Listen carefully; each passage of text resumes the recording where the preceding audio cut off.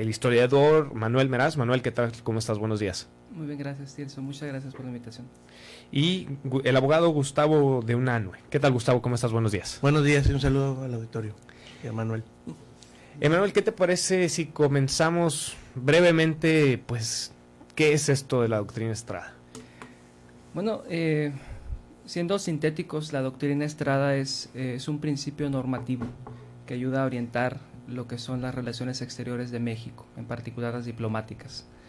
Es un principio que ya está establecido en la Constitución desde 1988, fue enunciado como tal en 1929, debe su nombre a Genaro Estrada, ministro de Relaciones Exteriores en aquel momento, quien junto quizás con Ignacio Mariscal, Matías Romero sean como los artífices de la diplomacia mexicana moderna.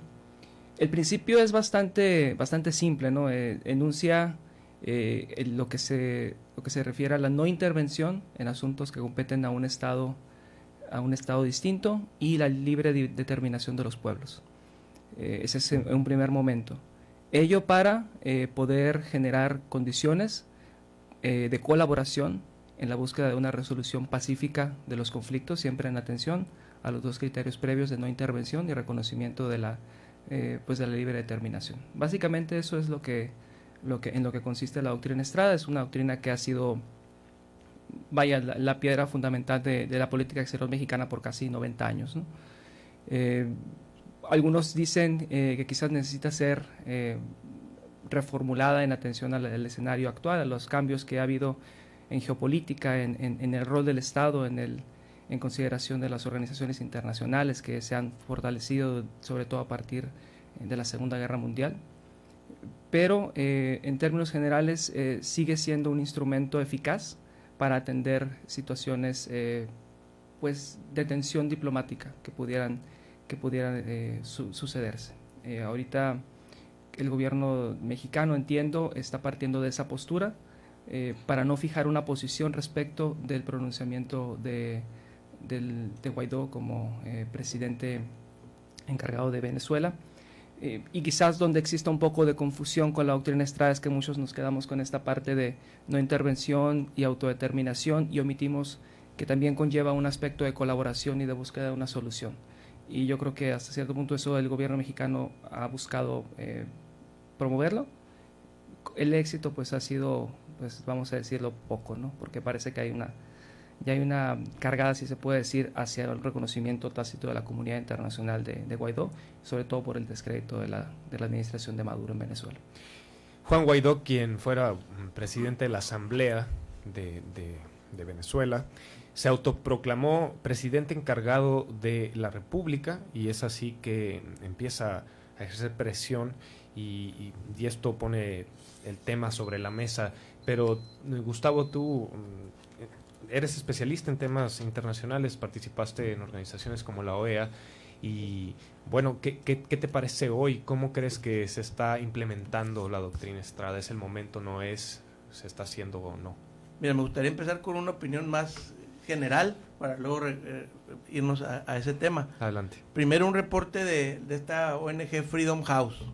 En general, ellos hacen un informe anual sobre la democracia en el mundo, analizan 118 países y de los 118 países en su análisis del año pasado, 68 tuvieron deterioro de su democracia. Primer tema importante.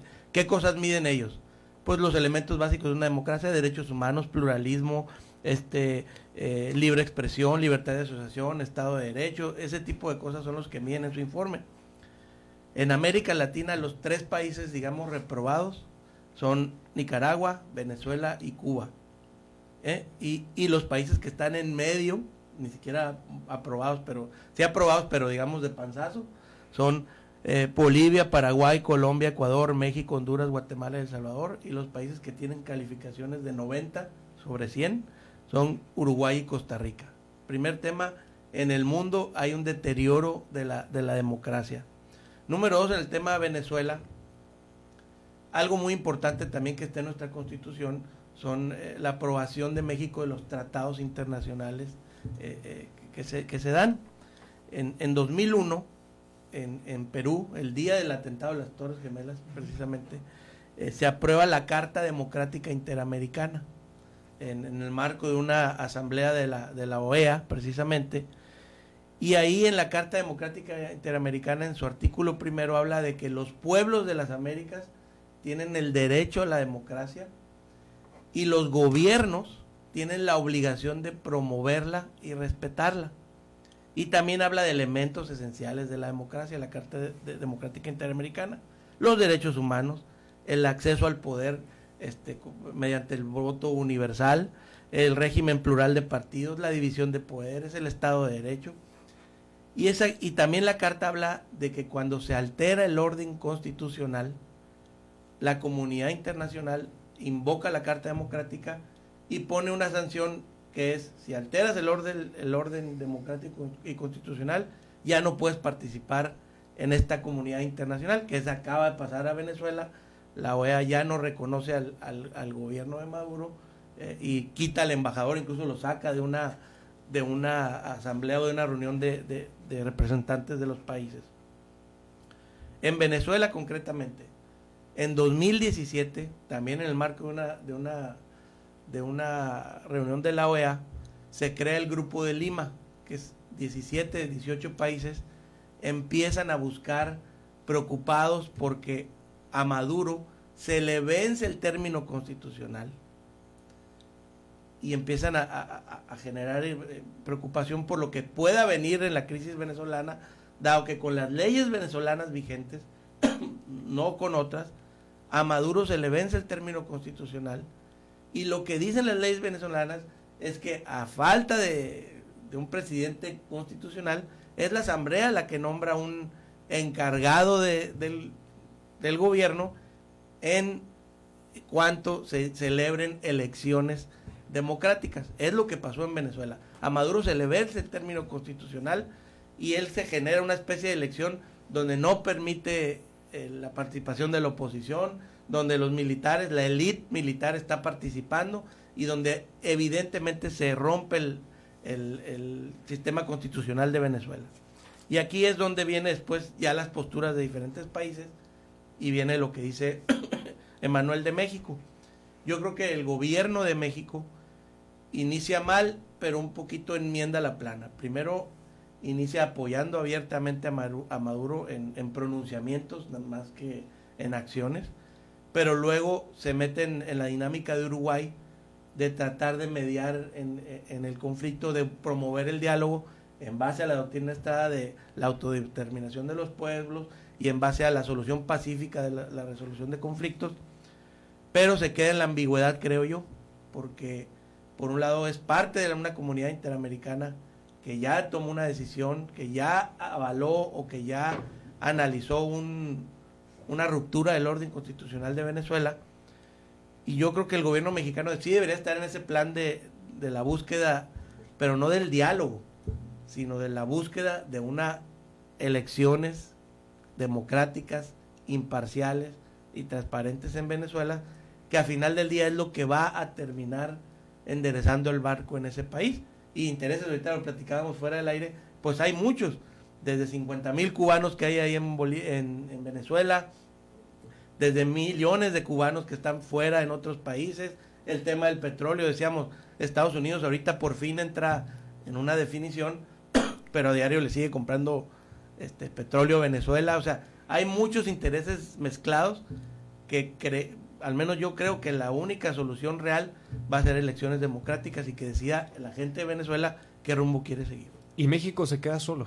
Ayer toma Uruguay, por fin se decanta por esta postura de decir vamos por elecciones libres, inclusive pues un faro del progresismo latinoamericano como es Pepe Mujica, expresidente de Uruguay, dice en una entrevista con Carmen Aristegui, debemos ir por elecciones libres en Venezuela, y lanza una propuesta que me parece sumamente interesante, porque Pepe Mujica dice a las elecciones no deberían de ir ni Maduro ni Guaidó. Así es. Y México hoy día pues casi, no sé si el único, pero quizás de los únicos países que verdaderamente no se ha pronunciado por unas elecciones libres, y aquí la cuestión sería, o la presión es, ¿de qué lado de la historia va a estar México? ¿De qué lado de la historia está México? Pues eso sí, hasta que se escriba la historia, el problema es que eso se reescribe cada cierto tiempo.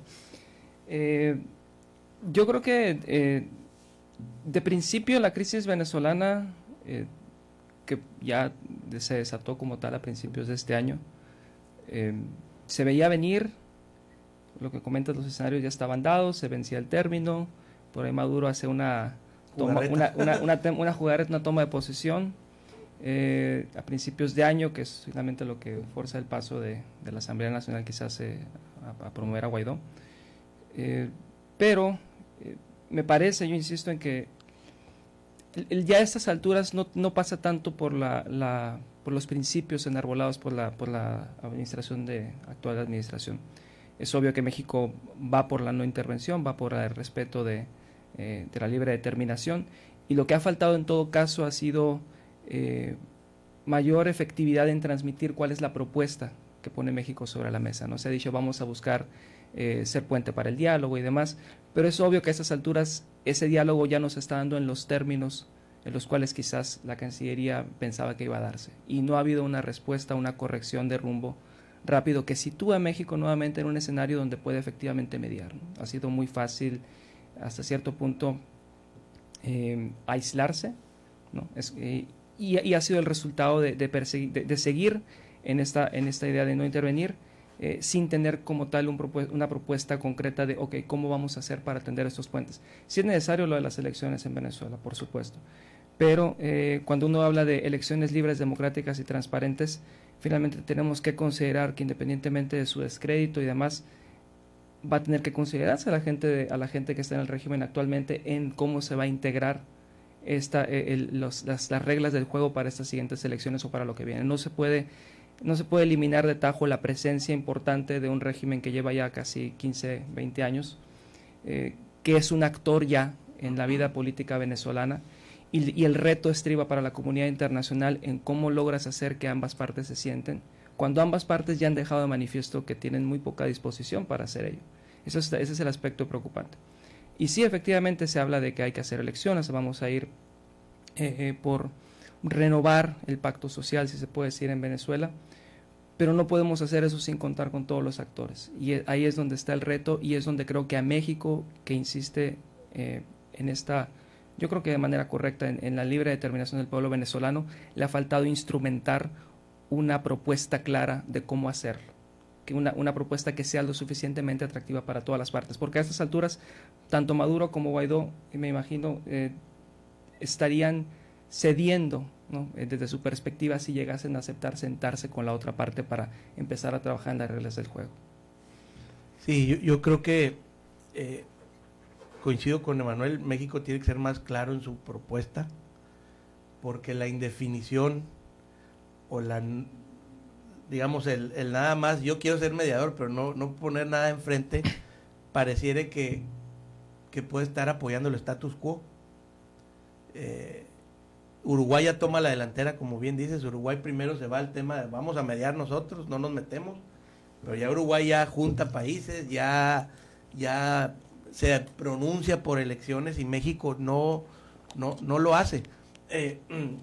E insisto, México es parte también del sistema interamericano. México también es, sí en su momento tuvo un prestigio internacional importante en la diplomacia, sobre todo por el tema no tanto de la no intervención, sino la búsqueda pacífica de soluciones de conflicto, y México era un promotor de esas cosas.